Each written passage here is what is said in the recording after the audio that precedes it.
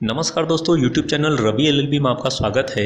आज के वीडियो में हम सुप्रीम कोर्ट के एक फैसले के बारे में बात करने वाले हैं जिसमें कहा गया है जिसका कब्जा वही मालिक। ये सुप्रीम कोर्ट का बहुत बड़ा फैसला है, तो इस फैसले को हम विस्तार से जानेंगे। लेकिन अभी तक आपने हमारे चैनल को सब्सक्राइब नहीं किया है तो चैनल को सब्सक्राइब कर लीजिए और बेल नोटिफिकेशन प्रेस कर लीजिए ताकि लॉ से रिलेटेड नए वीडियो मिले आपको सबसे पहले।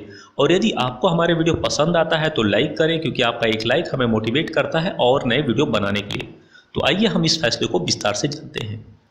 अक्सर हम कई वजहों से अपनी ज़मीन या मकान दूसरों को कुछ समय के लिए दे देते हैं, या कुछ लोग अपनी ज़रूरत के अनुसार कई बार अवैध अतिक्रमण भी कर लेते हैं। लेकिन सुप्रीम कोर्ट के नए आदेश के अनुसार अब ये जोखिम भरा काम हो सकता है। सुप्रीम कोर्ट ने इस संबंध में बेहद अहम फैसला दिया है। सुप्रीम कोर्ट ने कहा है कि कब्जाधारी व्यक्ति उस जमीन या संपत्ति का अधिकार लेने का दावा कर सकता है जो 12 वर्ष या उससे अधिक समय से बिना किसी व्यवधान के उसके कब्जे में है। देश की शीर्ष अदालत ने यह भी कहा कि अगर ऐसे व्यक्ति को उस जमीन से बेदखल किया जा रहा है तो वे कानूनी सहायता भी ले सकता है। हालांकि सुप्रीम कोर्ट ने अपने फैसले में यह भी स्पष्ट कर दिया है कि सरकारी जमीन पर अतिक्रमण को इस दायरे में नहीं रखा जाएगा। इसका मतलब यह है कि सरकारी जमीन पर अवैध कब्जे को कभी भी कानूनी मान्यता नहीं मिल सकती है। इस फैसले से साफ है कि अगर वास्तविक या वैध मालिक अपनी अचल संपत्ति को दूसरे के कब्जे से वापस पाने के लिए 12 साल की तय समय सीमा के अंदर कोई कदम नहीं उठाता है तो उसका मालिकाना हक समाप्त हो जाएगा और उस अचल संपत्ति पर जिसने 12 साल तक कब्जा कर रखा है उसी को कानूनी तौर पर मालिकाना हक दे दिया जाएगा। गौरतलब है कि इससे पूर्व 2014 में उच्चतम न्यायालय की 2 सदस्यीय पीठ ने फैसला दिया था कि एडवर्स कब्जाधारी व्यक्ति जमीन का अधिकार नहीं ले सकता। साथ ही कहा था कि अगर मालिक जमीन मांग रहा हो तो उसे वापस करनी होगी। इसके साथ ही कोर्ट ने इस फैसले में यह भी कहा था कि सरकार एडवर्स पोजीशन के कानून की समीक्षा करे और इसे समाप्त करने पर विचार करे। मालिक के पास कब्जाधारी को हटाने का हक नहीं।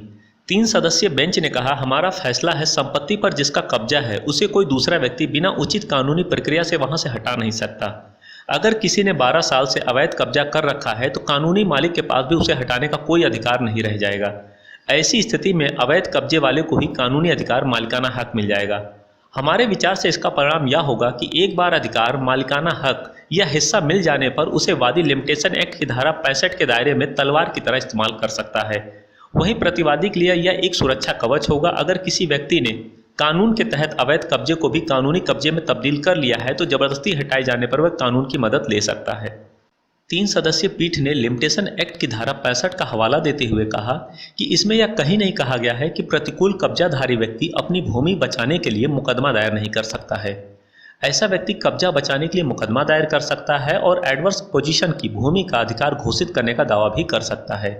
इस फैसले के साथ ही कोर्ट ने गुरुद्वारा साहिब बनाम ग्राम पंचायत शीतला 2014, उत्तराखंड बनाम मंदिर श्री लक्ष्मी सिद्ध महाराज 2017 और धर्मपाल बनाम पंजाब वक्फ बोर्ड 2018 में दिए फैसले को निरस्त कर दिया।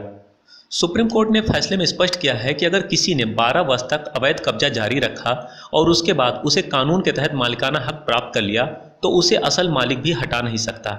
अगर उसे जबरदस्ती कब्जा हटवाया गया तो वह असली मालिक के खिलाफ भी केस कर सकता है और उसे वापस पाने का दावा कर सकता है, क्योंकि असली मालिक 12 वर्ष के बाद अपना मालिकाना हक खो चुका होता है। प्रतिकूल कब्जे का दावा करने के लिए शर्त। Public knowledge. बड़ी संख्या में लोगों को दावेदार के कब्जे के बारे में मालूम होना चाहिए। यह शर्त इसलिए रखी गई है ताकि असली मालिक को यह जानने के लिए पर्याप्त समय मिल जाए कि उसकी संपत्ति किसी के कब्जे में है और वह वक्त रहते कार्रवाई कर सके। हालांकि असली मालिक को सूचित करने के लिए कोई बाध्य नहीं है। वास्तविक कब्जा। लिमिटेशन की पूरी अवधि के दौरान वास्तविक अधिकार होना चाहिए। फसल कटाई, इमारत की मरम्मत, पेड़ लगाना, शेड बनाना जैसे शारीरिक कार्यों के जरिए भी वास्तविक कब्जा निर्धारित होता है। संपत्ति पर बिना कब्जा किए कब्जा करने वाला प्रॉपर्टी पर दावा नहीं कर सकता। निरंतरता। कब्जा करने वाले को पोजीशन बिना किसी रुकावट शांतिपूर्ण और अविराम होना चाहिए। पोजीशन में किसी तरह का ब्रेक नहीं होना चाहिए। विशिष्टता।